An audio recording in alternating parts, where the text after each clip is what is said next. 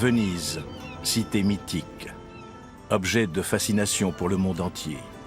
Les visiteurs y affluent par millions et photographient la ville sous tous les angles. Son charme culmine à la tombée du jour dans la lumière dorée du crépuscule. Une ville sur l'eau, hier une puissante république, et aujourd'hui une formidable attraction touristique.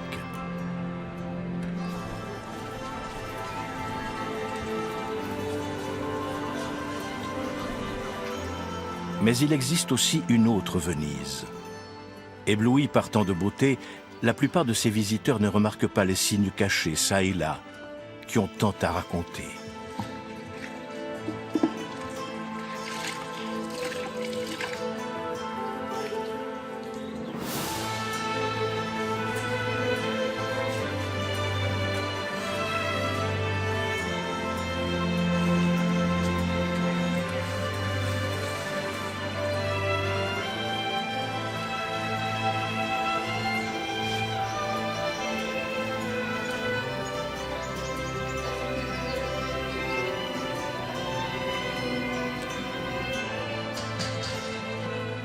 Si l'on veut vraiment connaître Venise, il faut percer les mystères de ce lieu.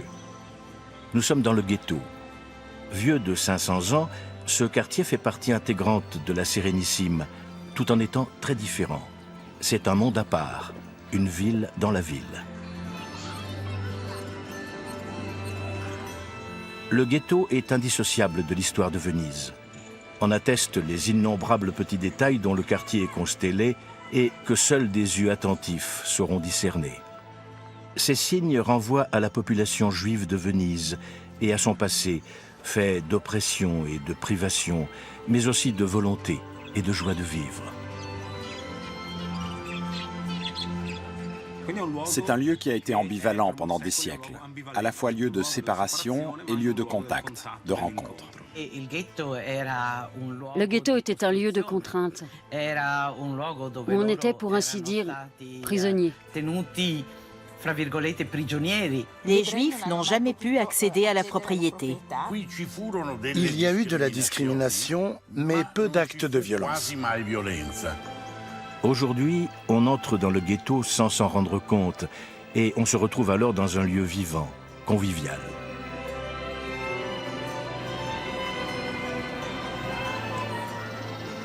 Mais il n'en a pas toujours été ainsi.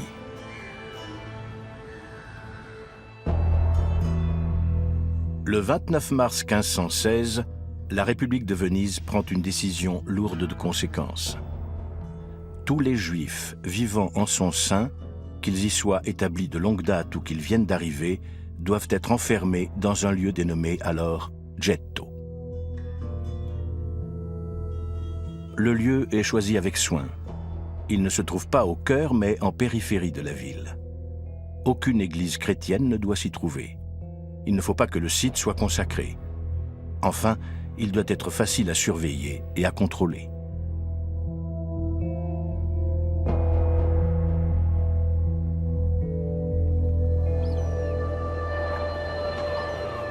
L'endroit idéal est une zone en état de délabrement avancé, où étaient autrefois implantées des fonderies de cuivre.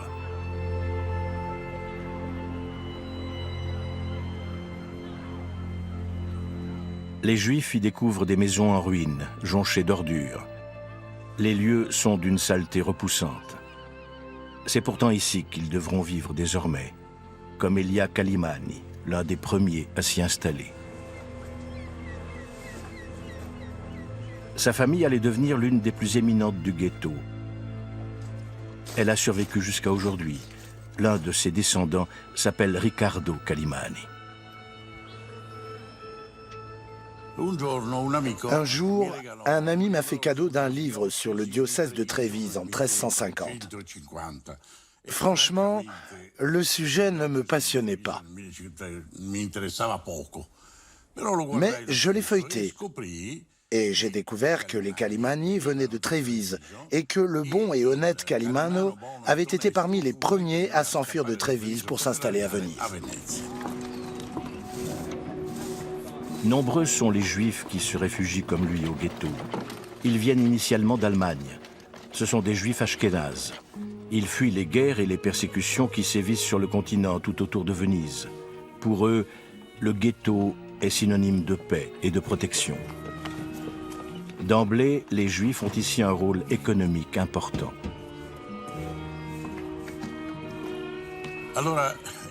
Le bon et honnête Calimano s'enfuit donc de Trévise, où il exerçait probablement le métier de prêteur, et arrive à Venise, où il poursuit son activité. Résultat, cette famille est devenue plus vénitienne que les Vénitiens.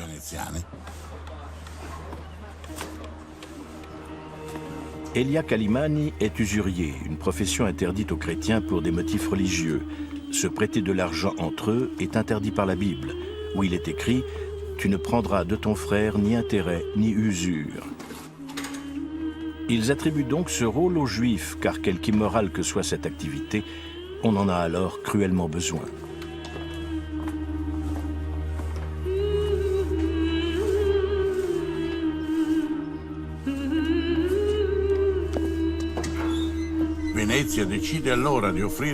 Venise décide alors d'offrir aux Juifs de séjourner dans la ville à une condition, qu'ils acceptent de prêter de l'argent. L'Église considérait le prêt à usure comme un péché mortel. Et comme les Juifs étaient des pêcheurs par nature, ils pouvaient bien exercer ce qu'on appelle communément le métier de banquier.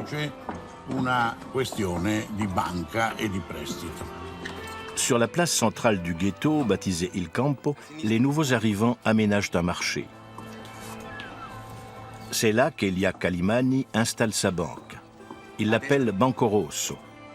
Le ghetto sera le quartier des Juifs vénitiens plusieurs siècles durant, et le Campo en sera le centre névralgique. Selon la tradition juive, Elia fixe au montant de la porte de sa banque un petit étui renfermant un morceau de parchemin. Il s'agit d'une mezouza. Sur ce parchemin figure une prière calligraphiée. Baruch ata Adonai Eloheinu melech haolam asher kiteshanu bemitzvotav vetzivanu likboa mezouza. Amen. Cette mezouza désigne la maison comme étant juive et apporte bonheur et protection aux occupants des lieux. Selon la coutume ashkénaze, l'étui doit se présenter en position oblique, peut-être pour nous rappeler que seul Dieu a le pouvoir de tout redresser. Chaque fois qu'Elia entrera dans sa banque ou en sortira, il embrassera ce petit étui métallique. Aujourd'hui encore, on trouve une mezouza à l'entrée de toutes les maisons et boutiques juives du ghetto. Y compris sur le montant de la porte du Banco Rosso, reconverti en musée. Jadis, le ghetto comptait 3 banques. Outre le Banco Rosso, la banque rouge, il y avait le Banco Verde, la banque verte, et le Banco Nero, la banque noire. Ces 3 couleurs étaient celles des quittances et facilitaient les rapports avec les clients qui ne savaient pas lire.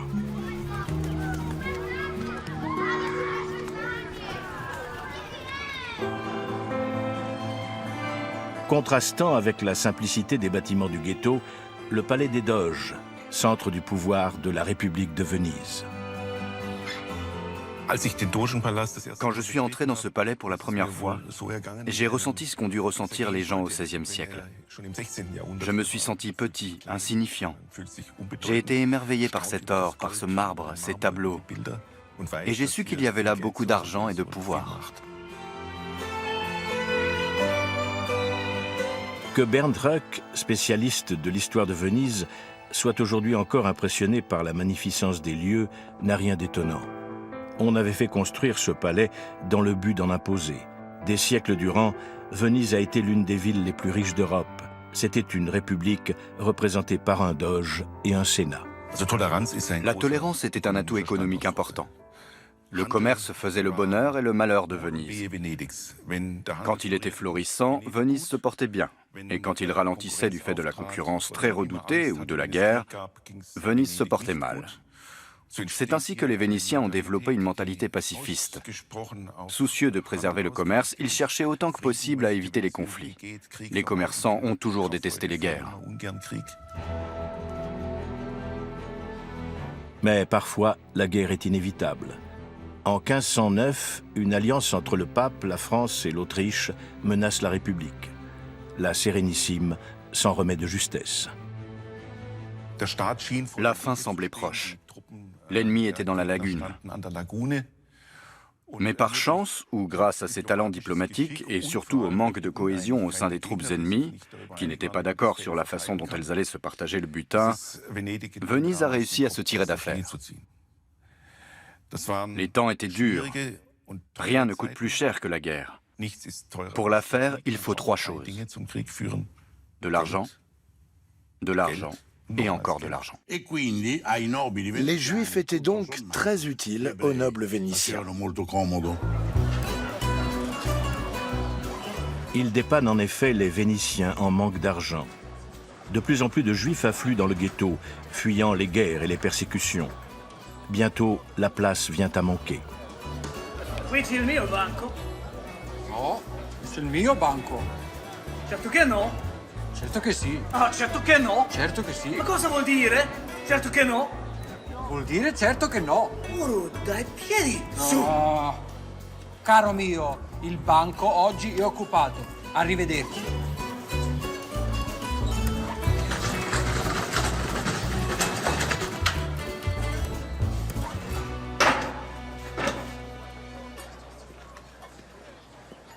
Devant le Banco Rosso, la file d'attente se fait de plus en plus longue. La guerre a précipité de larges parts de la population vénitienne dans la misère. Les banques juives qui pratiquent le prêt sur gage ont pour mission de venir en aide au peuple grâce à de petits crédits. On veut ainsi éviter les troubles. Servo su.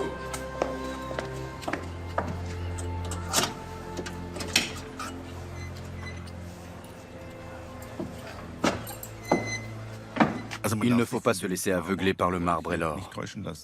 La grande majorité des Vénitiens étaient pauvres. Venise était peut-être un peu mieux lotie que les autres villes d'Europe, car elle était approvisionnée en céréales grâce au commerce maritime. Mais il y avait malgré tout une grande pauvreté. Quiconque a besoin d'argent apporte un objet de valeur à la banque et le met en dépôt en échange d'un prêt en espèces. S'il réussit à rembourser son crédit dans les temps, intérêt compris, il récupère l'objet. Sinon, celui-ci devient la propriété de la banque, qui peut en faire ce que bon lui semble, y compris le vendre. Le prêt sur gage ne peut toutefois pas s'appliquer à n'importe quel objet. L'Église y est très attentive, en particulier certains moines franciscains. Jusque-là, c'était eux qui faisaient l'aumône aux pauvres. Les prêteurs juifs les privent de ce rôle de sauveur. Aussi leur est-il strictement interdit de prendre en gage des objets sacrés du culte chrétien. Fammi vedere cosa c'è. E tu, cosa c'è? E tu anche, presto, presto. Fammi vedere. Eretico. Eretici! A morte gli ebrei!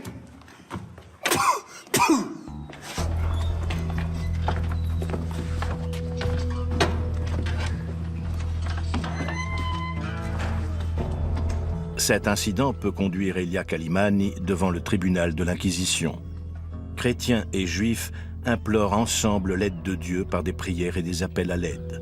Si les mots diffèrent, le Dieu est le même. Shema Israël Adonai Eloheinu Adonai Echad. Amen.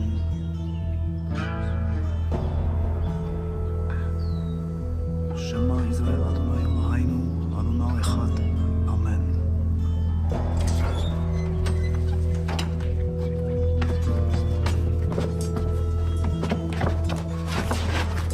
Les Juifs ont été poursuivis et condamnés à mort pour des délits bien plus insignifiants.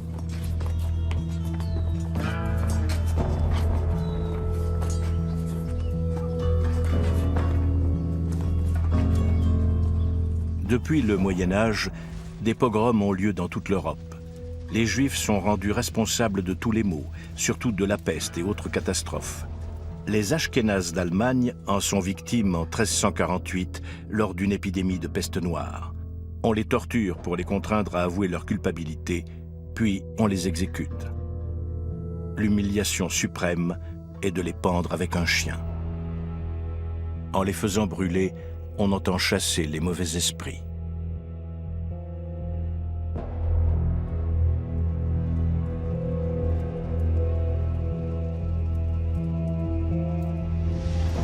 À Venise, l'ordre des franciscains est le grand ennemi des Juifs. Leur siège principal est l'église des Frari, qui est flanquée d'un monastère. Celui-ci est aujourd'hui partiellement désaffecté et abrite les archives d'État de Venise, qui constituent l'une des plus volumineuses collections de documents historiques au monde. Toute l'histoire de la Sérénissime y est entreposée, et avec elle, l'histoire de l'Europe médiévale et du début des temps modernes. Des centaines de milliers de dossiers remplissent des kilomètres de rayonnage. Combien y en a-t-il en tout? Nul ne le sait.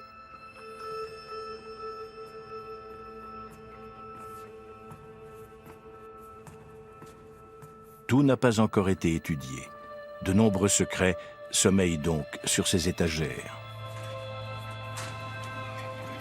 C'est là aussi que sont conservés les actes des autorités judiciaires vénitiennes concernant le ghetto. On y trouve notamment un document important, l'acte constitutif du ghetto de Venise, où figure la toute première mention du mot ghetto dans son acception actuelle.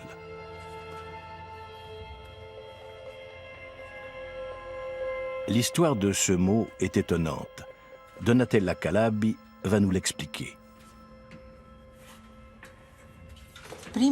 Avant 1516, le ghetto était une zone industrielle principalement consacrée à la production de cuivre. Le terme ghetto vient de là. C'est un toponyme qui n'a rien à voir avec les Juifs ni avec la ségrégation. Ce n'est que plus tard qu'il y a eu un glissement terminologique et que tout le monde s'est mis à associer le mot ghetto à un lieu de marginalisation et de ségrégation. Mais à l'origine, ce mot n'avait vraiment rien à voir avec la ségrégation. C'était le nom d'un lieu qui existait à Venise depuis le Moyen-Âge et qui en vénitien se prononçait ghetto, car on y jetait les scories de cuivre. La prononciation ghetto date de l'arrivée des Juifs d'Allemagne, c'est-à-dire qu'elle est postérieure à la création du ghetto. Ce sont les Allemands qui ont transformé le G en G. Aujourd'hui, la notion de ghetto est connue dans le monde entier.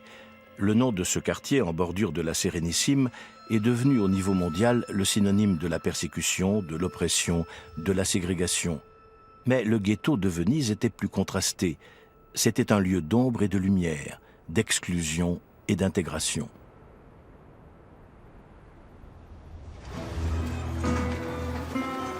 Qui remarque aujourd'hui les signes témoins de l'enfermement des Juifs en ce temps-là? Un œil avisé discernera les petites encoches dans les murs qui accueillaient jadis les charnières des portes du ghetto. Les habitants du ghetto étaient emprisonnés.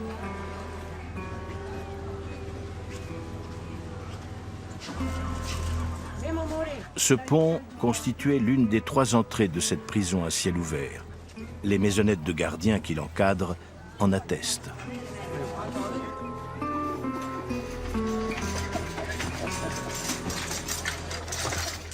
Aujourd'hui encore, on ne pénètre dans cette enceinte que par les mêmes 3 entrées. Chacune d'elles donne sur le canal qui entoure le ghetto.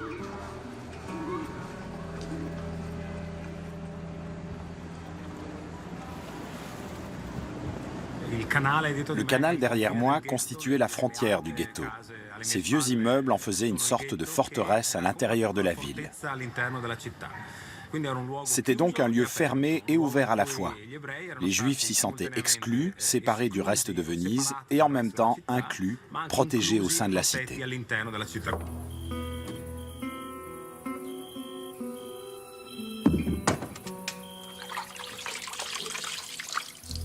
Ricca Calimani attend son mari Elia.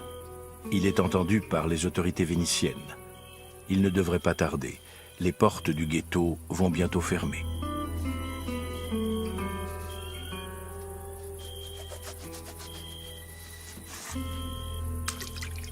Aussi étrange que cela puisse paraître, les hauts murs du ghetto constituent une prison, mais aussi un rempart très rassurant pour les Juifs de Venise. Surtout la nuit. Rester hors de la forteresse après la fermeture des portes le soir est très risqué pour un Juif.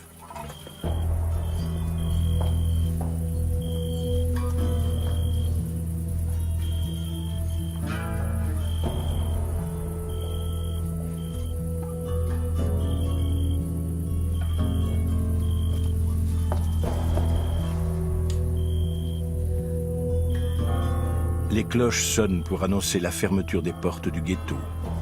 Elias sera-t-il rentré à temps? Rika craint qu'il ne soit retenu par le tribunal de l'Inquisition.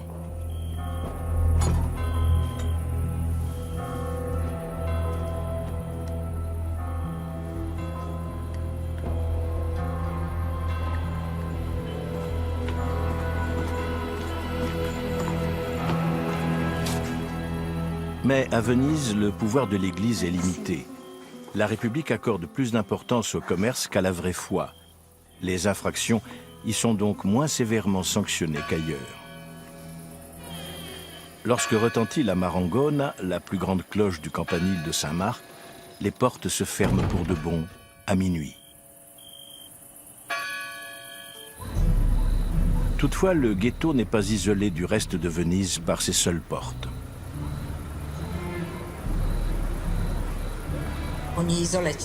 Chaque île est entourée d'un canal. Celui qui encercle le ghetto n'est pas très large, mais suffisamment pour laisser passer les barques des gardiens. Ces gardiens étaient des chrétiens appointés par les Juifs, mais choisis par la République vénitienne pour contrôler que portes et fenêtres étaient closes pendant les heures de fermeture, c'est-à-dire pendant la nuit. Devoir rémunérer eux-mêmes leurs propres geôliers était pour les Juifs une humiliation de plus. Venise était très puissante, mais elle n'en faisait pas moins les choses dans les règles. Pour donner un cadre juridique au séjour des Juifs en son sein, elle a décidé de leur faire souscrire une sorte de contrat appelé condotta. Cette condotta détermine la conduite que doivent adopter les Juifs s'ils veulent être autorisés à séjourner à Venise. Car la République les voit comme des gens de passage, qu'elle tolère sur son territoire à titre provisoire, moyennant des impôts élevés et l'obligation d'exercer le prêt. Ces conditions sont bien entendu imposées et non négociables, et elles changent très souvent. Non va bene quello. Come posso la faccio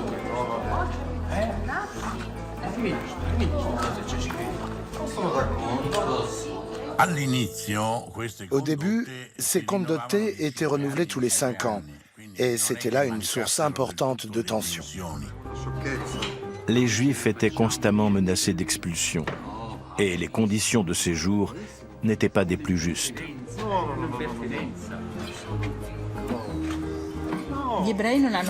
Il était interdit aux Juifs d'accéder à la propriété. Ils occupaient en tant que locataires des maisons appartenant à des chrétiens qui ont majoré les loyers de 30% en 1516, au moment de la création du ghetto. C'est-à-dire que les nouveaux locataires juifs payaient bien plus cher que les anciens locataires chrétiens. C'était évidemment un énorme avantage pour les propriétaires. Comme ils ne pouvaient pas acheter les maisons où ils habitaient, ils ne pouvaient posséder que de l'argent. Et que fait-on avec l'argent qu'on ne peut pas dépenser? On le prête.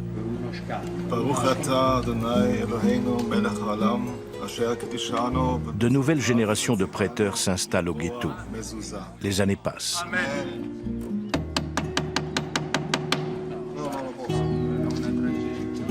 La coutume consistant à accrocher une mezouza au montant de sa porte perdure au fil des siècles.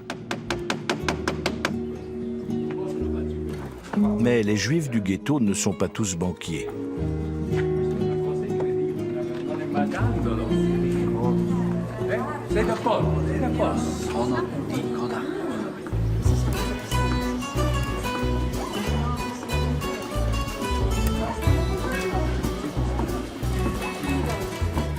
Ceux qui n'ont pas d'argent à prêter doivent trouver d'autres sources de revenus. Mais là encore, les conditions sont très strictes. Les Juifs ont interdiction d'exercer les métiers de l'artisanat relevant des corporations officielles. Très inventifs, ils s'emploient à recycler ce dont les autres se débarrassent, notamment les os.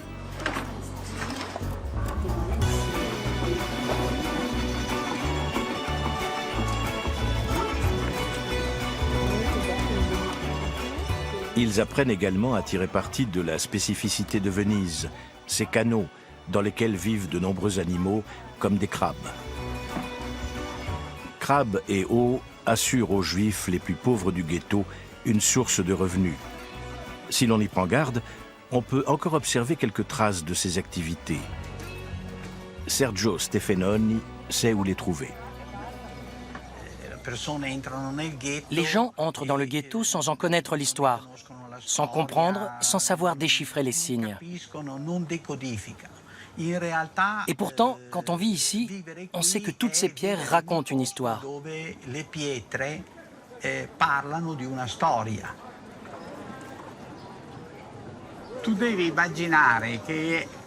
Il faut imaginer que c'est un lieu qui regorge de détails étranges, un peu mystérieux, énigmatiques. Par exemple, ces deux fenêtres qu'on voit ici au niveau de la marée.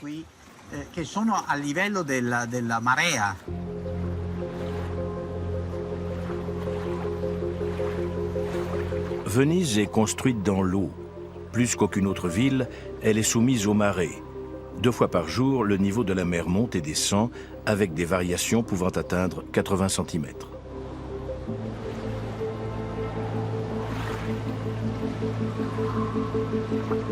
L'eau s'engouffre dans les canaux et le niveau monte. C'est ce qui explique ces fenêtres condamnées dans la partie inférieure des bâtiments. Mais elles n'ont pas toujours été murées. Elles se situent juste au-dessus du niveau de l'eau à marée basse et juste en dessous à marée haute. Autrefois, on laissait l'eau entrer et inonder les pièces sur lesquelles elles ouvraient.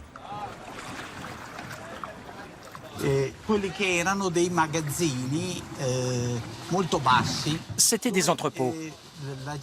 On y jetait des os, en particulier des os de bœuf. Et avec la marée, il y entrait des seiches et des crabes qui mangeaient les restes de chair sur les os.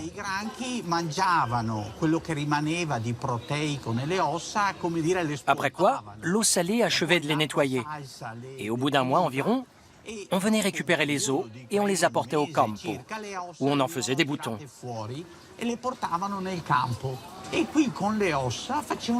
C'était là une des activités qu'on concédait volontiers aux Juifs, car elle était considérée comme immonde. De ce fait, elle était évidemment dévolue aux plus pauvres. Les boutons de l'époque sont en corne, en bois ou en métal, ou encore en os. Les boutons en os sont moins résistants que les autres, mais ils coûtent moins cher. De façon générale, les Juifs n'ont le droit d'exercer que des activités jugées avilissantes par le reste de la population, comme par exemple aiguiser des couteaux, réparer des chaudrons ou vendre des objets usagés. Le commerce de produits neufs leur était interdit, exception faite des denrées alimentaires cachères.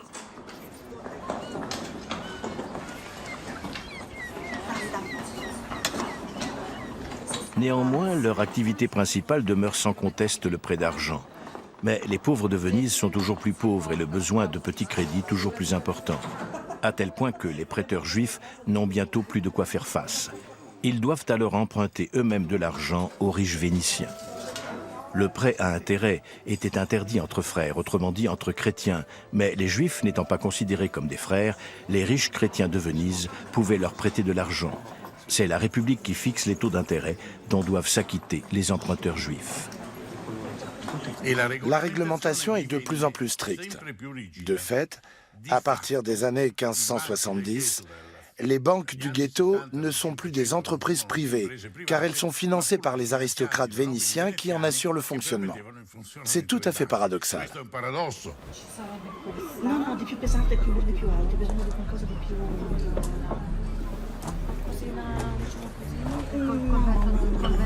No, assolutamente, non me lo posso neanche permettere. No, bisogna qualcosa per la cucina, qualcosa per fare questo.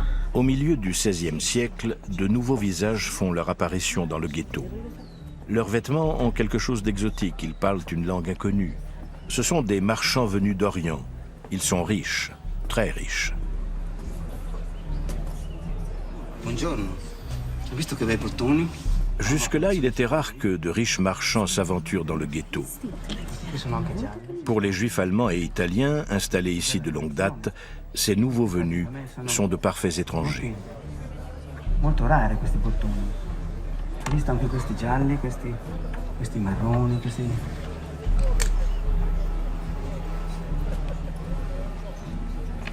Cosa fa? La Marina ha rotto il bottone. Adesso lo deve pagare. No, non vada via. Et pourtant, ce sont des juifs aussi, des juifs séfarades. Ils ont fui le Portugal et l'Espagne à la suite du massacre de Lisbonne en 1506, l'un des plus grands pogroms du début de l'ère moderne.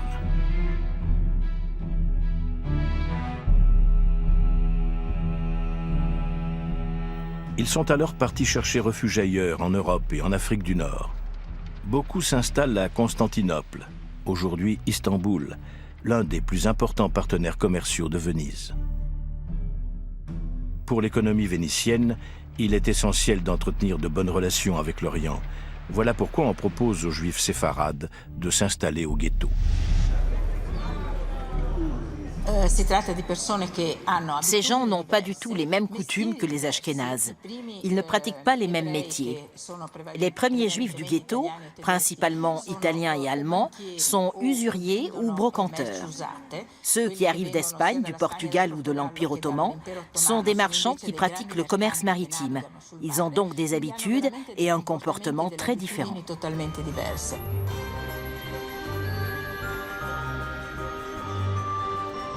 Le ghetto doit être agrandi. Il dépasse désormais les frontières du ghetto Nuovo pour investir le site du ghetto Vecchio.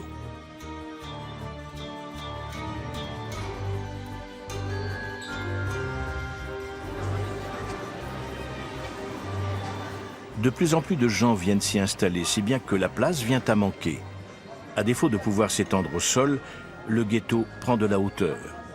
On construit alors des immeubles tels qu'on n'en voit que dans le ghetto à Venise. Une entreprise risquée, car n'oublions pas que la ville a les pieds dans l'eau. Cela commence par l'étude des lois de la statique.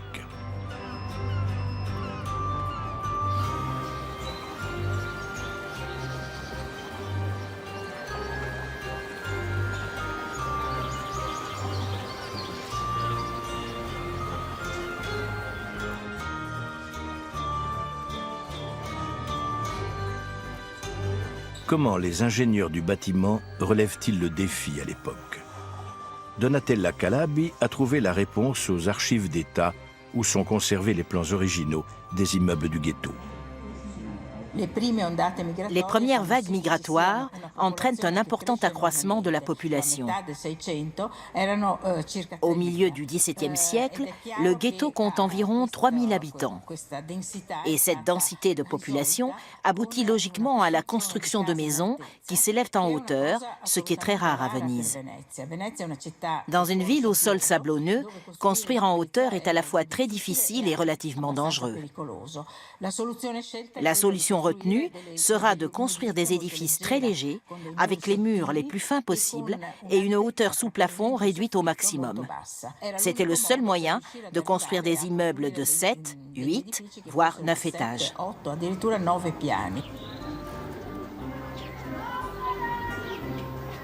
Les appartements bas de plafond des immeubles du ghetto existent toujours et sont encore habités, ce qui n'est pas sans poser quelques petits problèmes.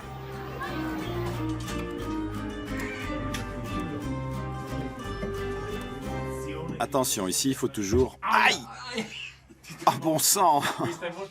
Il n'y a pas à s'y tromper, on est à Venise. C'est typique.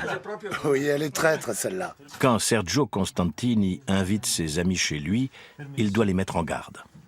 Attention à la tête. Ces encadrements de porte. Allons par là. Tu as raison. Quelle merveille cet itinéraire depuis le Piazzale Rome. Aïe! Tu te l'es prise? Ah oui, et pas qu'un peu, c'est dingue ces plafonds. On n'en trouve qu'à Venise. C'est vrai. Et il faut les mériter.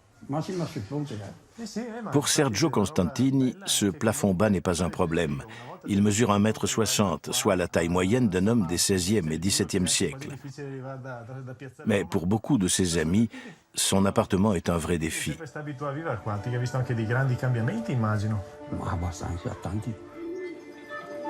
La maison de Sergio Stefanoni est vraiment étonnante.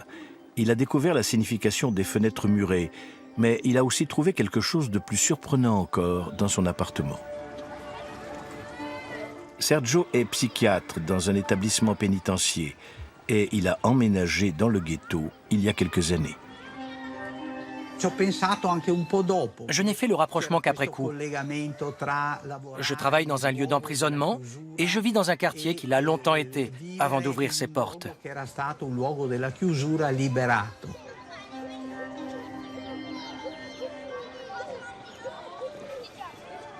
Une plaque de pierre à l'entrée de son immeuble indique qu'il s'agissait autrefois d'une maison commune. Il est très différent des bâtiments voisins.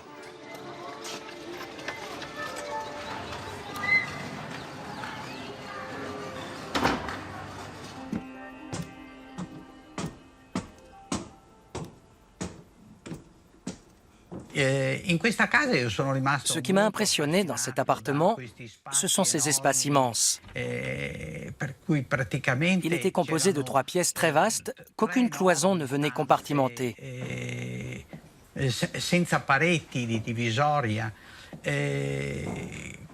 Ça n'a rien à voir avec les autres habitations du ghetto, où les pièces sont minuscules et comme encastrées les unes dans les autres. J'ai fait des recherches pour essayer de comprendre cette différence, en fouillant dans les archives de la communauté juive. Et j'ai appris que c'était une sorte de salle des fêtes. Depuis, je m'imagine des fêtes gigantesques réunissant toute la communauté, où l'on festoyait ensemble et où l'on passait du bon temps. Je vis donc dans une maison qui a été un lieu rempli de joie, un lieu où les membres d'un peuple persécuté venaient s'amuser. Ces moments pleins d'allégresse étaient précieux, car c'était une joie libératrice.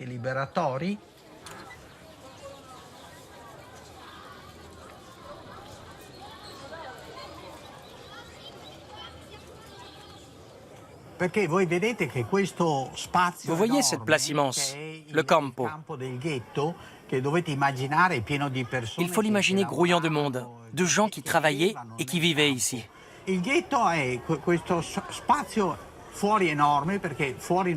Grâce à cette vaste place, les nombreux habitants du ghetto disposaient d'un espace extérieur pour les choses importantes. La prière, le travail, les fêtes et d'espaces minuscules pour la vie privée. Voilà donc comment s'organisait la vie dans le ghetto.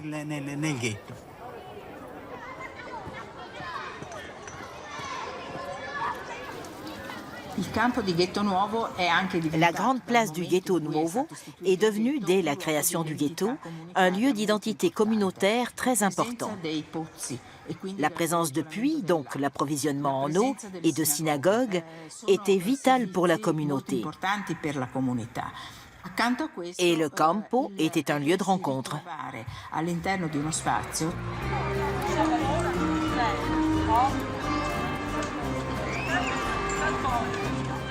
Le Campo est aujourd'hui l'une des plus grandes places de Venise. Même s'ils souffraient de l'exiguïté de leurs habitations, les gens du ghetto disposaient d'un immense espace public ouvert à tous. Une grande place comme celle-ci est un bon antidote contre la sensation d'enfermement. Le Campo du ghetto est devenu l'une des places les plus appréciées des Vénitiens. Les enfants peuvent s'y ébattre sans risquer de tomber dans un canal. L'un de ses habitants actuels vient de Jordanie et il a ouvert un commerce sur la place. Mon restaurant a beaucoup de succès. Il faut dire que je me donne beaucoup de mal et que le lieu est très central. Nous sommes en plein cœur du ghetto de Venise.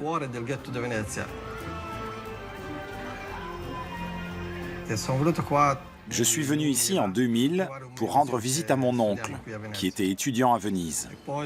Et j'ai eu le coup de foudre pour la ville. Alors, j'ai décidé d'y rester. Je suis musulman. Ça peut paraître étrange pour certains que je me sois établi ici, mais pour moi, c'est tout ce qu'il y a de plus normal. Depuis que je suis installé au ghetto, je n'ai pas senti de différence. Je m'y suis immédiatement senti bien. Je fais ce que j'ai à faire, en bonne harmonie avec la ville. C'est typiquement vénitien. J'ai eu de la chance, et cette chance, je l'entretiens. Car selon moi, la chance ne sourit pas à un homme une fois dans sa vie, mais tous les jours. Il faut marcher main dans la main avec elle. La grande place du ghetto a toujours été très vivante, du moins autant que les autorités vénitiennes le permettaient. Les enfants y jouaient, on venait y converser, se retrouver, comme sur toute place italienne en réalité. Au XVIIe siècle, le campo est également fréquenté par les Vénitiens qui viennent y faire des achats. Les denrées coûtent moins cher ici, en particulier les étoffes, qui sont de très bonne qualité. Venues de l'étranger, elles sont présentées comme de seconde main pour ne pas enfreindre la fameuse condotta.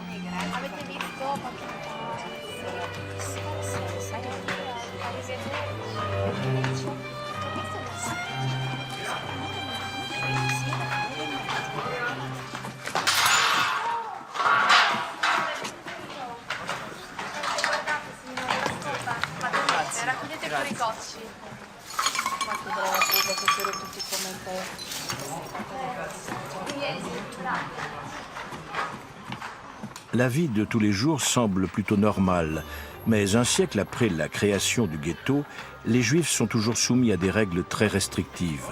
Ils continuent à payer de lourds impôts, ils ne peuvent pas être propriétaires de leur maison et ont interdiction de quitter le ghetto la nuit.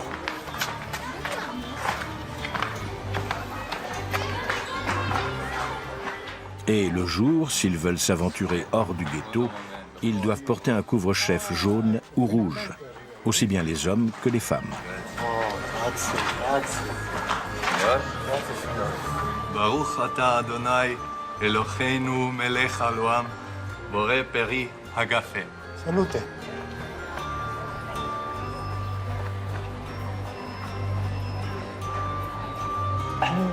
Buonissimo il vino. E adesso vieni con me, andiamo a festeggiare. Dai, muoviti, andiamo. Ce marchand doit trouver son chapeau s'il veut sortir du ghetto. Ce signe distinctif fait des Juifs des marginaux. Vai, che c'è il capello? Cappello, lascia stare il cappello, dai, andiamo.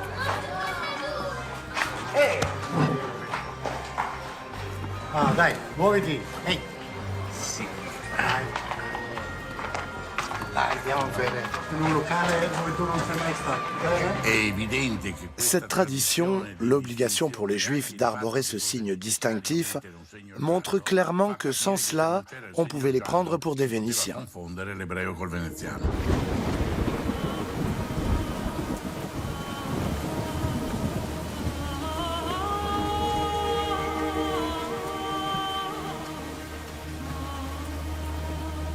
Le ghetto reste un ghetto. La communauté juive de Venise demeure isolée et méprisée par une grande partie de la population vénitienne. Dans ce contexte difficile, elle connaît malgré tout un important développement culturel.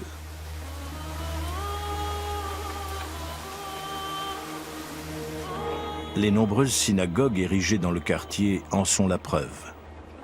L'intérieur de ces lieux de culte est d'une grande beauté. Au fil des décennies, 5 synagogues rivalisant de magnificence voient le jour au sein du ghetto. Leur nombre reflète les différentes vagues d'immigration juive.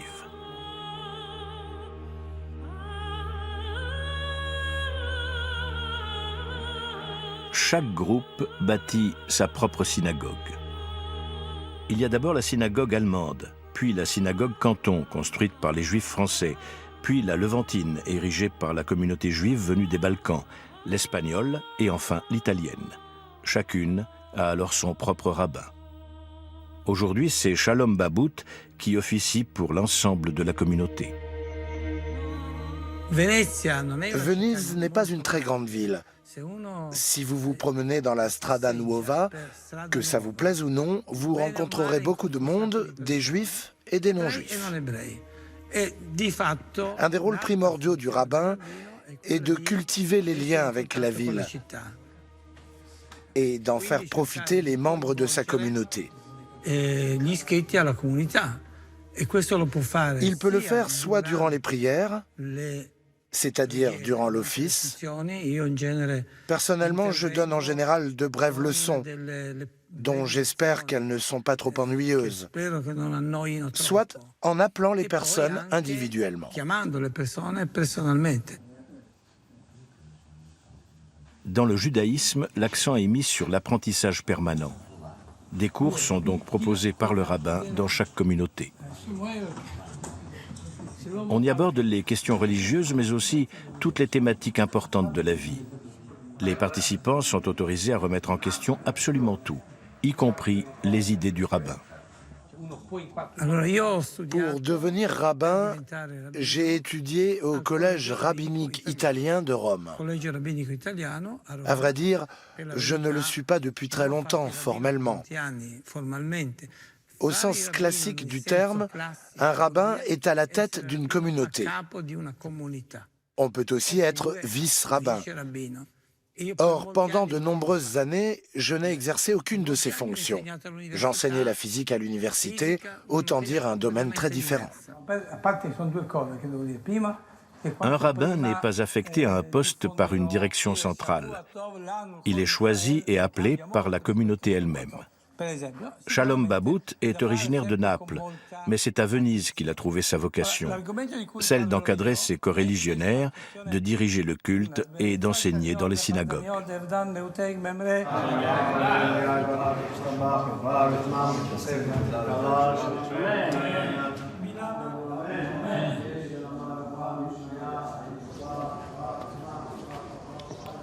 S'il brille de mille feux à l'intérieur, ces lieux de culte passent quasiment inaperçus de l'extérieur.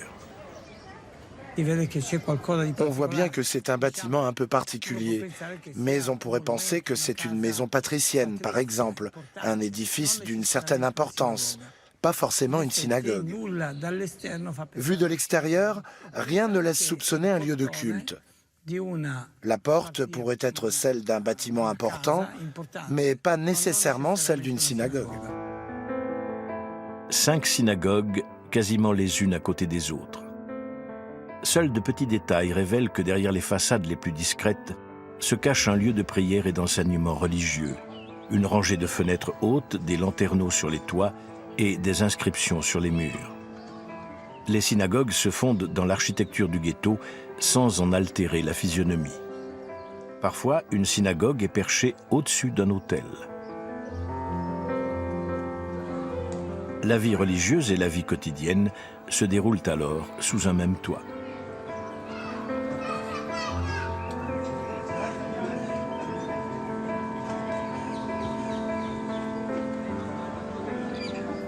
Les inscriptions murales rappellent qu'une synagogue est un substitut du temple de Jérusalem. Celui-ci ayant été détruit, chaque synagogue comporte une faille, un signe d'imperfection.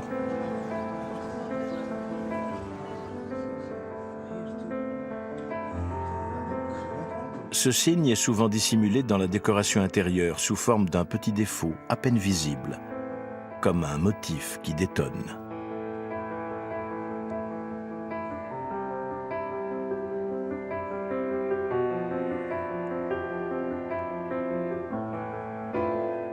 Si on ne fait pas attention, on ne la remarque pas. Mais quand on est au courant, on sait que c'est là, en souvenir du temple. Et que cette synagogue, aussi belle soit-elle, n'est pas parfaite, qu'elle a un défaut de fabrication. Et ça nous rappelle par la même occasion qu'aucun de nous n'est parfait.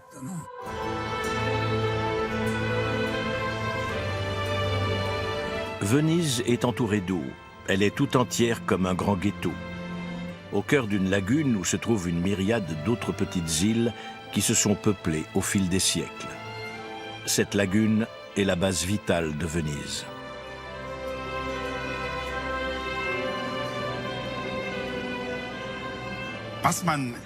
Ce que peu de gens savent, c'est que la lagune n'est pas un élément naturel.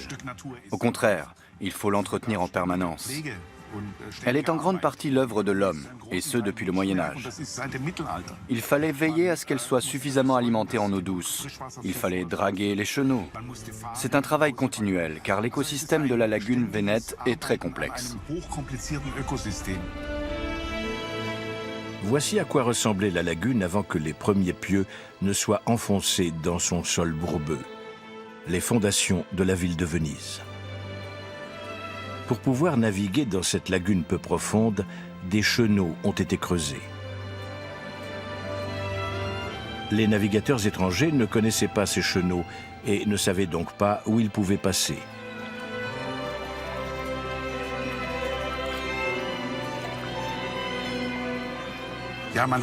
On a toujours dit que Venise était protégée par des remparts d'eau. C'est une excellente manière de décrire sa situation à l'intérieur de la lagune. La lagune faisait le bonheur et le malheur de Venise, et on ne pouvait pas y circuler sans avoir une connaissance parfaite des lieux.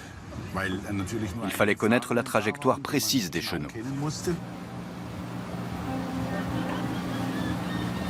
Aujourd'hui, ces chenaux ou canaux sont marqués par des piquets en bois. Certains sont même assez profonds pour permettre le passage d'énormes navires de croisière. Un de ces canaux est dû à une initiative de la communauté juive. Encore emprunté aujourd'hui, il est né de la cohabitation problématique des Vénitiens chrétiens et des Juifs. L'épisode du canal des Juifs est selon moi l'un des plus intéressants de la longue histoire des Juifs à Venise et des relations entre Juifs et Vénitiens. Le canal des Juifs a été réalisé aux alentours de 1660, à la suite de manifestations antisémites très explicites dans la ville. Il faut savoir que, pour aller au cimetière, les Juifs devaient se déplacer en bateau.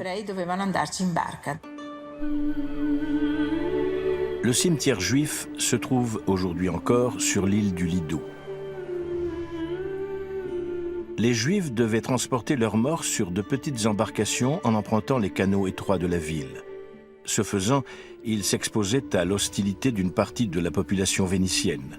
Celle-ci empruntait de l'argent aux Juifs, mais ne les en détestait pas moins. Souvent, les hommes méprisent ceux envers qui ils sont redevables. Les Juifs et leurs morts se faisaient notamment traiter de porcs, comme en témoigne une caricature de l'époque.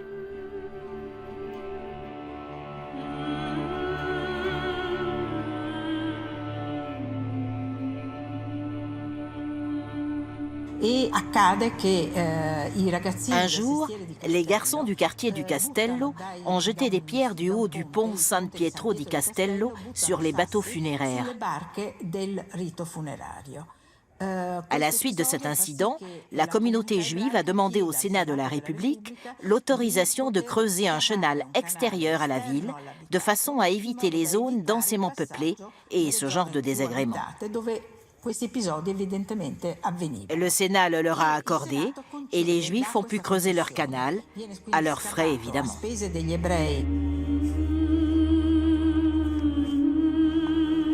Aujourd'hui, ce canal est l'une des plus importantes voies d'eau du nord de Venise. Il est emprunté par de nombreux vaporetti, bateaux-taxis et autres embarcations privées se rendant au Lido.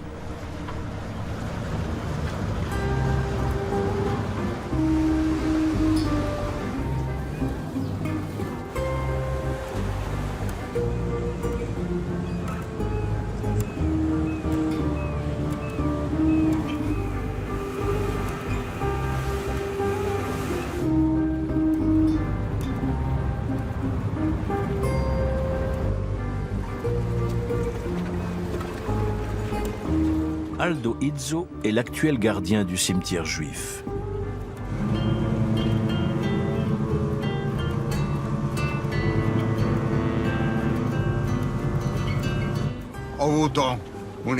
J'ai eu une existence assez extraordinaire. Tout sauf banal, très intense et faite de périodes très différentes les unes des autres. Aldo Izzo est l'un des rares juifs qui vivent sur l'île du Lido, mais tous les juifs de Venise s'en vont le retrouver lors de leur dernier voyage. Beaucoup de juifs vénitiens sont enregistrés au Lido. Ils veulent y être enterrés parce que leurs grands-parents y sont enterrés et leurs arrière-grands-parents, leurs trisaïeuls, leurs quadrisaïeuls, leurs quinquisaïeuls. La vie d'Aldo Izzo reflète le destin de nombreux juifs vénitiens du XXe siècle. Déportés, pourchassés, ils sont partis, ils sont revenus, ils ont souffert de l'éloignement de leur pays, de leurs proches, de leurs racines. Mon père était angliciste et amoureux de la culture, du modèle démocratique britannique. Il n'aimait pas trop notre duce, notre duccione, notre grand chef, Benito Mussolini. La famille d'Aldo Izzo quitte Venise avant la Seconde Guerre mondiale pour aller à Copenhague, où on ne veut pas d'eux parce qu'ils sont juifs. Ils reviennent donc à Venise lorsqu'elle est libérée des fascistes et des nazis, mais l'euphorie est de courte durée.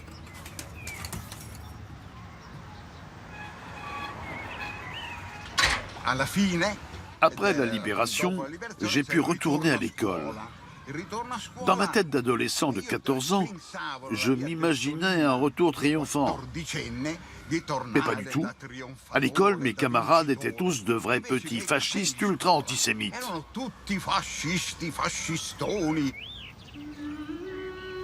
Après la guerre, Aldo et son frère continuent à subir les brimades de leurs camarades d'école. Pour y échapper, ils se réfugient au cimetière. C'était le seul endroit où on nous laissait en paix. Alors mon frère et moi, on allait jouer là-bas au cimetière, qu'on appelait notre terrain de jeu, ou plutôt notre Spielplatz, à l'allemande, parce que c'était le mot employé au Danemark. Et on jouait à cache-cache entre les stèles.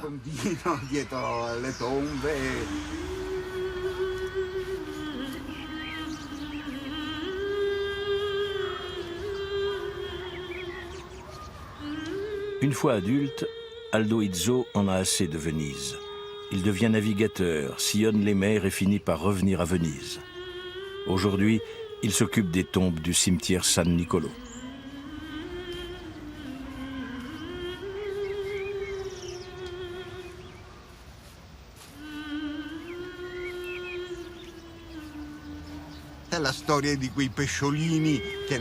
J'ai fait comme ces poissons qui naissent à un endroit, puis migrent à travers les mers et les océans, avant de s'en retourner mourir là où ils sont nés.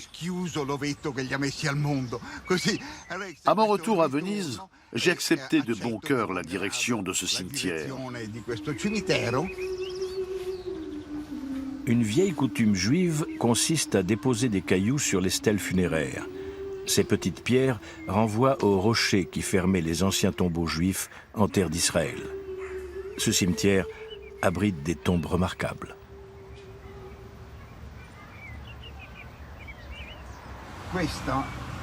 Ce relief représente un épisode de la Bible, relaté au chapitre 13 du livre des Nombres, donc tout au début, celui où Moïse envoie des hommes par-delà le Jourdain explorer cette fameuse terre promise. Ils découvrent une terre extrêmement riche et fertile et en rapportent une grappe de raisin tellement grosse qu'ils doivent s'y mettre à deux pour la transporter, suspendue à une perche. Le plus drôle, c'est que ces deux porteurs sont nus comme des vers, mais en bon juif, ils ont la tête couverte.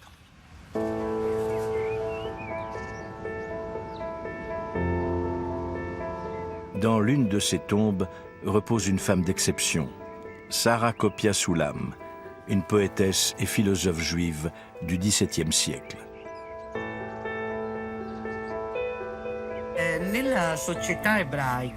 Dans la société juive, les femmes ont toujours eu une place très importante.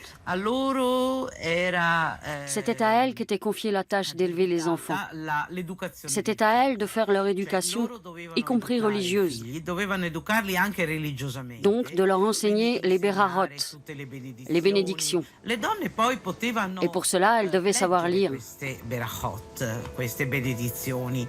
Anna Vera Soulam est écrivaine. Elle étudie l'histoire du peuple juif avec son mari, Riccardo Calimani. Sais-tu où est le portrait de Sarah Copia Soulam? Ici. Les femmes savaient lire. Et de manière générale, chez les Juifs, il y avait très peu d'analphabètes. Presque tous les hommes savaient lire, ainsi qu'une grande partie des femmes.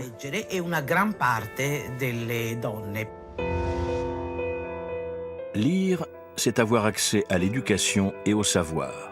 Sarah Copia Soulam devient une grande intellectuelle juive à une époque où la culture est à son apogée dans le ghetto.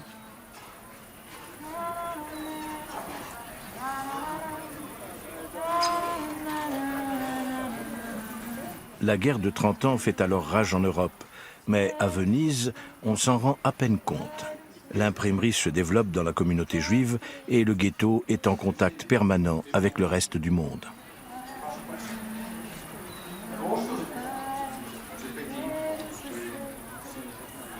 L'un des plus grands érudits juifs vénitiens de l'époque est Léon de Modène. Il incarne à merveille l'esprit baroque. Philosophe, écrivain, alchimiste et rabbin, il n'est pas hostile au plaisir de ce monde. Il aime jouer et boire. Et c'est le professeur de Sarah Copia Soulam.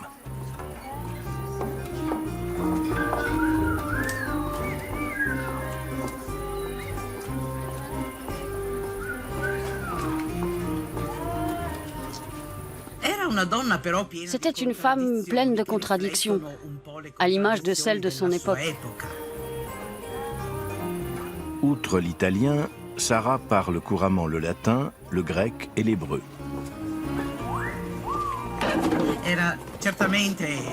C'était une très belle femme. Elle suscitait probablement beaucoup de curiosité en tant que juive qui entretenait des relations avec les hommes et discutait de philosophie et de religion.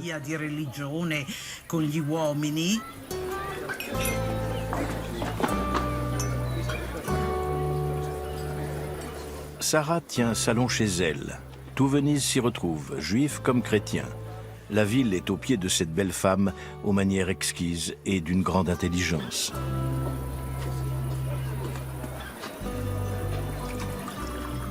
Que des hommes de confession chrétienne se laissent aller à des discussions philosophiques avec une femme de confession juive est très inhabituel. Et la situation n'est pas sans danger pour Sarah, car cela est contraire aux bonnes mœurs. Un incident amène Sarah à rédiger un manifeste qui deviendra l'une des premières publications philosophiques signées de la main d'une femme. Buongiorno. Baruch atah Adonai Eloheinu melech haolam borei peri hagafel. Elle demande conseil à son professeur, le rabbin Léon de Modène. Elle s'était disputée avec un certain Baldassare Bonifacio, qu'il avait accusé de nier l'immortalité de l'âme. C'était une accusation très grave, qui la mettait en danger, car elle pouvait attirer l'attention de l'Inquisition. Sarah doit réagir. Sur le conseil de Léon de Modène, elle écrit le manifeste de Sarah Copia Soulam. Celui-ci débute sur une salutation à son père défunt. Par cette introduction, elle coupe court à toute accusation selon laquelle elle remettrait en question l'immortalité de l'âme.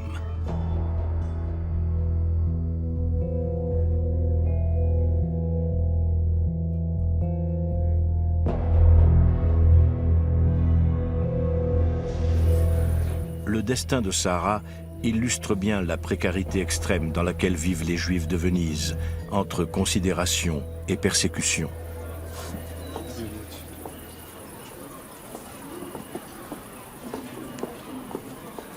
Tel sera le sort du plus célèbre juif du ghetto.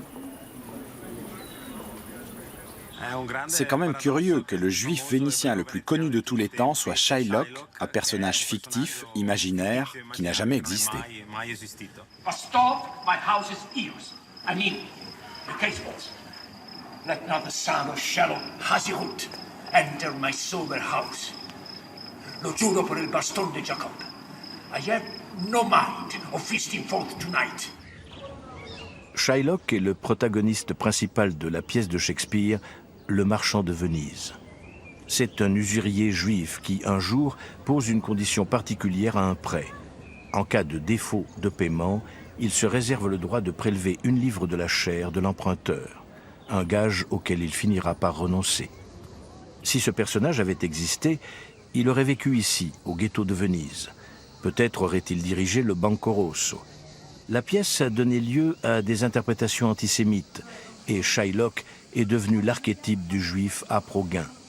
Mais Shakespeare n'a pas connu le ghetto. Son personnage est une invention littéraire. Pour la toute première fois, sa pièce est jouée sur les lieux mêmes de l'intrigue. Shylock est un personnage complexe. On l'a utilisé pour nourrir l'antisémitisme.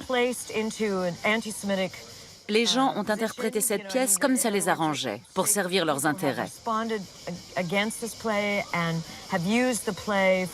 Moi, je l'ai prise pour ce qu'elle est, une pièce de Shakespeare. Shakespeare était un grand poète. Et les grands poètes transcendent la réalité.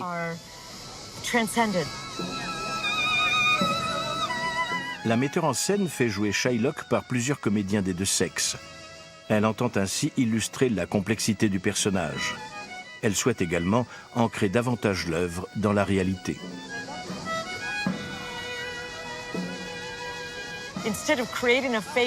Au lieu de construire une scène, de faire quelque chose qui ressemble à ce qu'on veut illustrer, on a voulu jouer sur les lieux mêmes de l'intrigue, pour que le public soit sur place et que les acteurs marchent sur le pavé même du ghetto.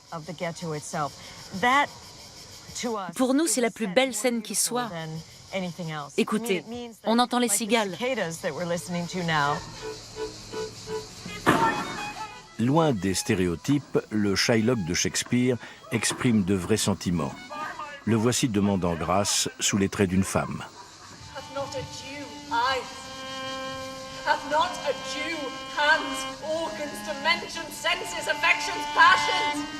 Fed with the same food, hurt with the same weapon, subject to the same diseases, healed by the same means, warmed and cooled by the same winter and summer as a Christian is. If you break us, do we not bleed? If you tickle us, do we not laugh? If you poison us, do we not die?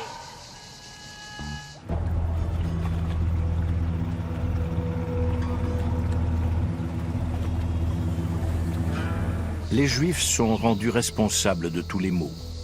L'île du Lazzaretto Nuovo, le nouveau Lazaret, doit protéger Venise contre la pire calamité qui pouvait s'abattre sur la ville à l'époque. Les bateaux vont et viennent, et avec eux, les épidémies. La plus redoutée est la peste. Le Lazzaretto Nuovo est un lieu de mise en quarantaine.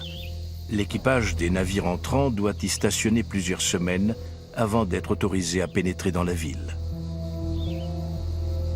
Ces graffitis témoignent de leur longue et pénible attente.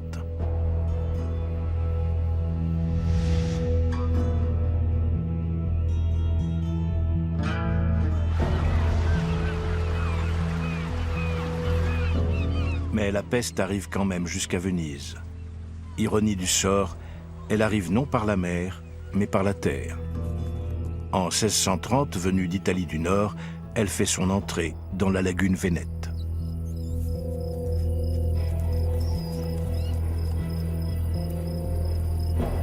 Elle fera 20 000 morts.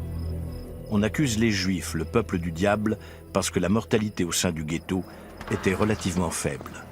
Cette moindre mortalité s'explique plutôt par le seul métier qui permet aux Juifs de quitter le ghetto, même la nuit.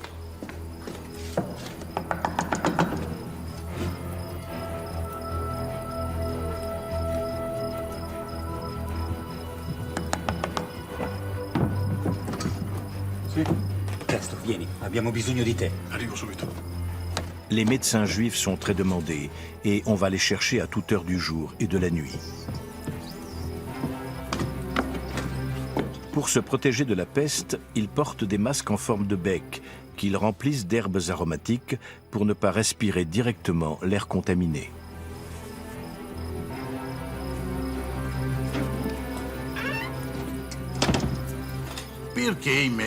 Pourquoi les médecins juifs étaient-ils particulièrement appréciés à Venise?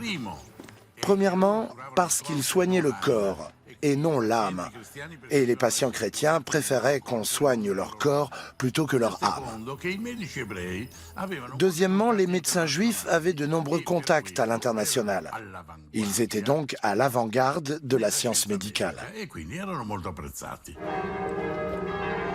Espérant s'attirer les bonnes grâces du ciel, les Vénitiens édifient une église somptueuse en l'honneur de la Vierge Marie, la basilique Santa Maria della Salute. Et la peste finit par s'éteindre.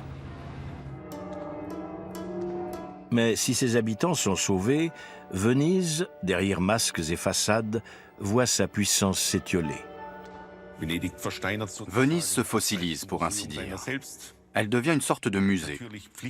Elle reste bien sûr un passage obligé pour tous les jeunes gens qui découvrent l'Europe, une grande destination touristique et un lieu de pèlerinage. Et elle devient la ville de tous les plaisirs, une sorte de Las Vegas avant l'heure. On y trouve de grands théâtres, des casinos, des bordels. À côté des églises, on a donc de quoi satisfaire les besoins du corps.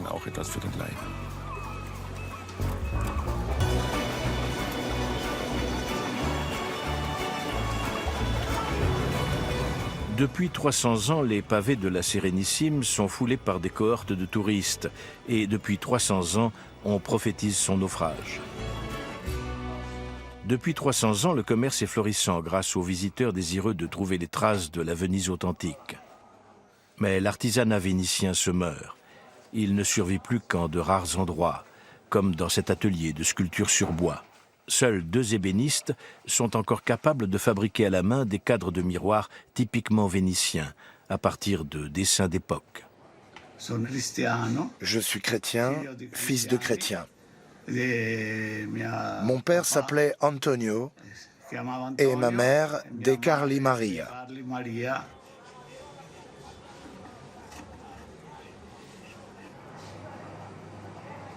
Emilio Piacentini se fait vieux. Il ouvre de plus en plus rarement son atelier au public. Celui-ci se trouve dans le ghetto, à un emplacement, disons, particulier. Ici, c'était une boucherie chevaline autrefois. J'ai repris le fonds de commerce il y a une quarantaine d'années et j'y ai installé mon atelier. Je m'y suis senti bien car c'est un lieu calme et en même temps, il y a beaucoup de passages. La plupart des gens qui passent dans cette rue ne remarquent pas la plaque apposée au mur au-dessus de sa boutique, où l'on peut lire, ciselé dans le marbre, un décret de la République de Venise datant du 20 septembre 1704. Si des maranes entrent dans le ghetto, ils doivent immédiatement être signalés aux autorités. Les délateurs sont récompensés et les récalcitrants sévèrement punis. Le terme marane vient de l'espagnol marano, qui signifie porc. C'est ainsi qu'on appelle les Juifs convertis de force au christianisme. Capisci? Capisco benissimo. No, no, no, no. Les maranes viennent de la péninsule ibérique et mettent les représentants du ghetto face à un dilemme. En effet, ils n'ont pas le droit de pénétrer dans le quartier juif, car les autorités chrétiennes craignent qu'ils n'y pratiquent en secret le judaïsme, ce qui constitue un péché mortel. Faut-il malgré tout les accueillir dans les synagogues et s'exposer ainsi à de sévères sanctions? Le problème des maranes ne sera jamais vraiment résolu. Ils sont cantonnés à un quartier proche du ghetto qu'on appelle le ghetto novissimo.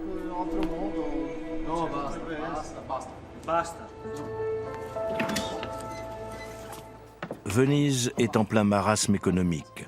Le commerce est en berne car les partenaires commerciaux de la Sérénissime empruntent d'autres routes et peuvent désormais importer des marchandises d'outre-mer. Les prêteurs doivent souvent accepter comme gage un coussin baptismal qu'ils peuvent difficilement revendre. La communauté juive s'appauvrit donc à mesure que Venise décline.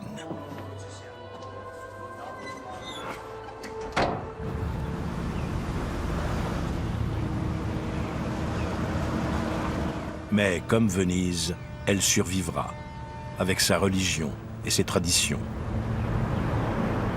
Le plus important jour de la semaine est le Shabbat. Ce jour-là, il est interdit de travailler et même de cuisiner. Plats et gâteaux sont préparés à l'avance. De bon matin, une délicieuse odeur émane de la seule boulangerie cachère du ghetto. Cachère signifie convenable.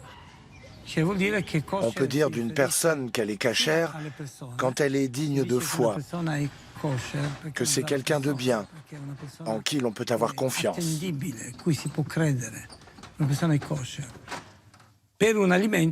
Concernant la nourriture, on dit d'un aliment qu'il est cachère pour exprimer le fait qu'il est acceptable, propre à être consommé, car produit selon les règles de la religion juive.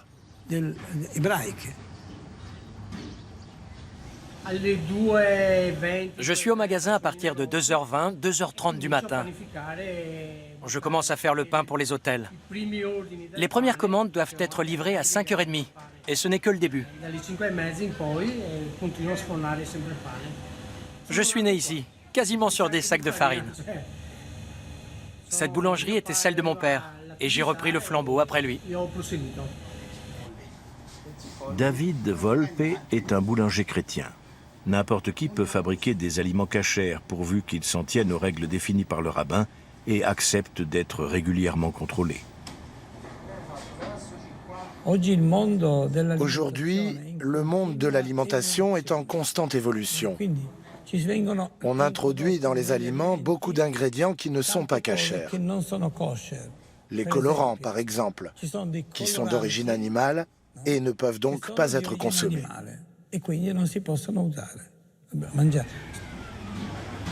Beaucoup d'additifs chimiques, désormais très répandus, rendent les gâteaux impropres à la consommation pour les Juifs. Le pain de David ne contient aucune substance chimique et il est donc de très bonne qualité.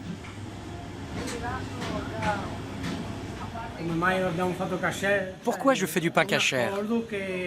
C'est un accord que j'ai passé avec la communauté juive. Parce que c'est aussi une garantie de qualité. Des boulangeries qui font un pain correct, il y en a beaucoup. Mais le mien, c'est quelque chose de spécial.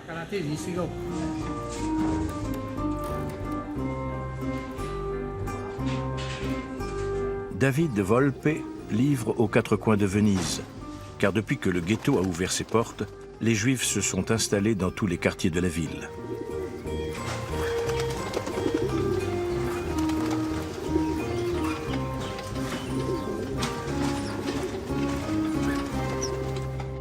Au XVIIIe siècle, Venise était très affaiblie. Elle avait perdu sa puissance politique et sa domination sur les mers. Napoléon profite de cette faiblesse pour occuper Venise. C'est la fin de la République. Pour la première fois, la Sérénissime est conquise par des troupes ennemies.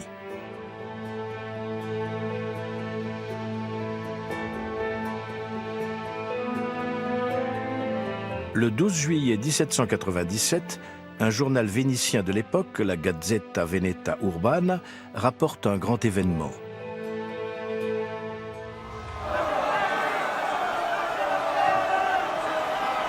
Il est question de grandes réjouissances au sein du ghetto, de gens qui se jettent dans les bras les uns des autres. Il s'est passé quelque chose d'exceptionnel.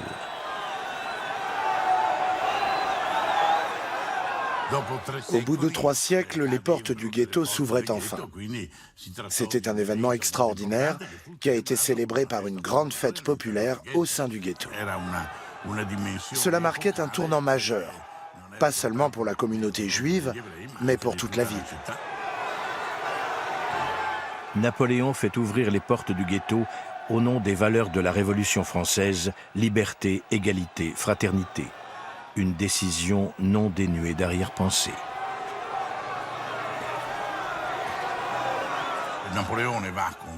Napoléon est considéré comme le libérateur du ghetto, mais il n'a pas fait cela de façon désintéressée, pour rendre aux Juifs leur liberté.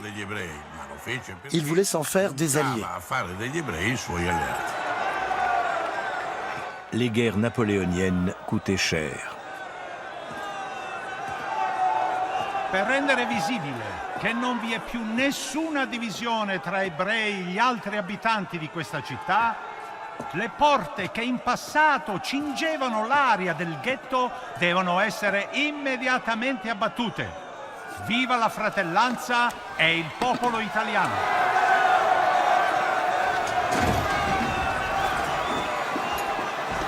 On ne se contente pas d'ouvrir les portes, on les démonte et on les brûle pour faire disparaître à jamais ce symbole de l'oppression.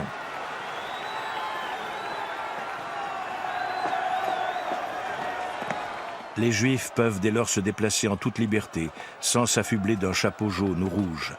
Ils peuvent quitter le ghetto quand ils le souhaitent, et même définitivement.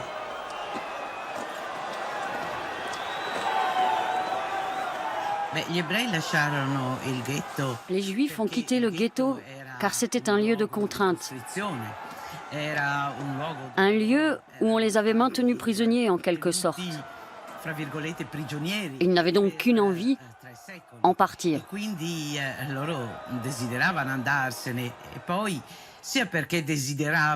Soit parce qu'ils désiraient se sentir libres, soit parce qu'ils voulaient être des habitants à part entière de Venise. Napoléon avait dit qu'il n'y avait plus de différence entre les divers citoyens de Venise.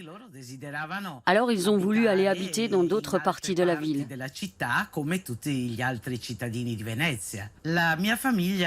Ma famille a quitté le ghetto presque immédiatement. Dans un premier temps, seuls les Juifs les plus riches quittent le ghetto. Ils peuvent maintenant devenir propriétaires et même occuper des fonctions publiques. Les pauvres, eux, resteront longtemps encore dans l'enceinte du ghetto. En 1943, beaucoup de Juifs vivaient encore à l'intérieur du ghetto, même si les portes étaient ouvertes. Pour vous donner un exemple concret, mon père et ma mère sont nés dans le ghetto et ils y ont vécu. J'ai été le premier de ma famille à le quitter. Aujourd'hui, la communauté juive de Venise compte 450 membres. Le ghetto est maintenant un quartier comme les autres. Un quartier, tout simplement. Il continue à porter les marques de la présence juive, mais il n'est plus habité uniquement par les membres de la communauté juive. On voit pourtant beaucoup de gens vêtus selon la tradition juive, mais ce ne sont pas des Vénitiens.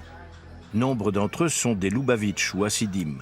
Ils appartiennent à l'une des branches majeures de l'orthodoxie juive.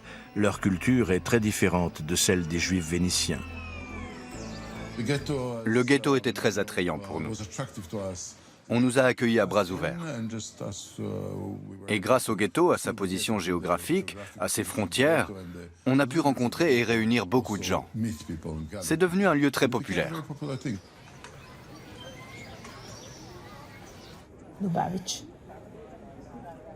Les Lubavitch sont moins intégrés que les Juifs non orthodoxes dans le contexte vénitien. Ils ont d'autres habitudes alimentaires et un mode de vie très différent de celui des membres de la communauté juive non hassidique.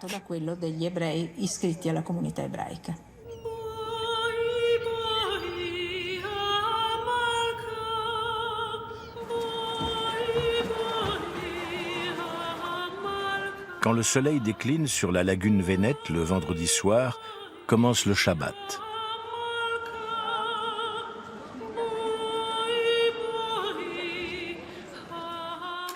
Il se prolonge jusqu'au crépuscule suivant.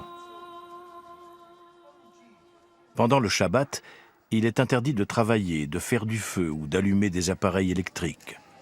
C'est pourquoi, juste avant le coucher du soleil, on allume les bougies du Shabbat. Baruch atah Adonai, Eloheinu melech haolam, asher kitshanu b'mitzvotav v'tzivanu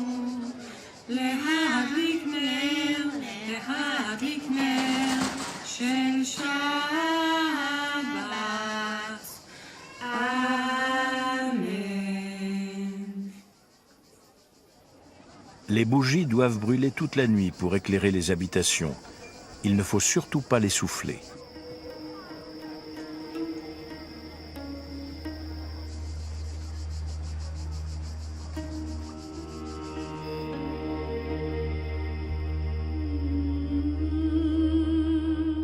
Il est arrivé une seule fois dans toute l'histoire du ghetto qu'on ne célèbre pas le Shabbat.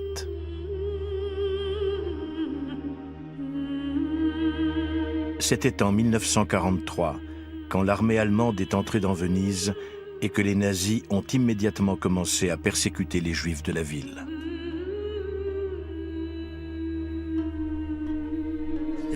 Beaucoup ont été déportés, à commencer par ceux de la maison de retraite communautaire, donc les plus âgés. Il y a de nombreux pavés de la mémoire dans tout le quartier qui signalent les maisons dont les habitants ont été arrêtés. 246 personnes ont été déportées. Seuls 8 ont survécu.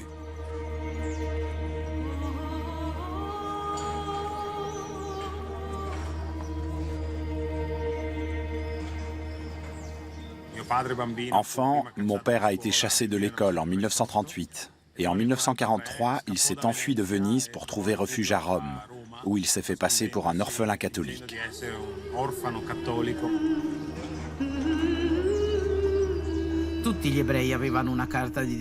Tous les Juifs avaient de faux papiers d'identité. À moins d'avoir un nom de famille très révélateur, ils le transformaient le moins possible, juste assez pour qu'il ressemble à un patronyme italien. Mon père, qui avait pour nom de famille Soulam, avec un M, avait juste mis un point sur la dernière jambe du M. Cela donnait Soulani, qui sonnait plus italien.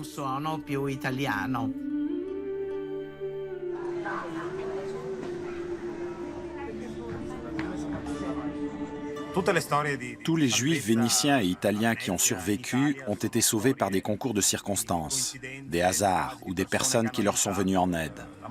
La plus grande partie des Juifs d'Italie ont survécu à l'Holocauste, mais d'autres, comme les cousins de mon père et les oncles et tantes de mon père chez qui ils devaient trouver refuge à Rome, ont été déportés et sont morts à Auschwitz. Un monument commémoratif rend hommage aux Juifs vénitiens tués par les nazis.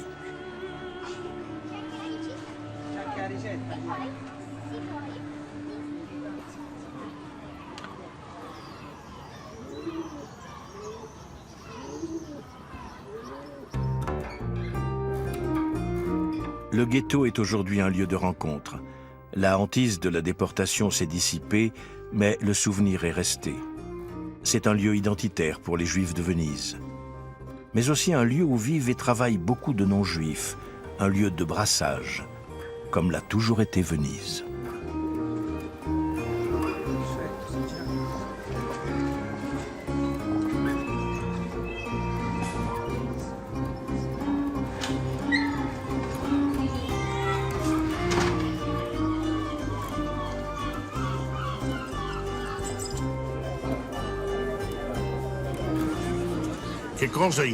Que nous enseigne l'histoire du ghetto de Venise?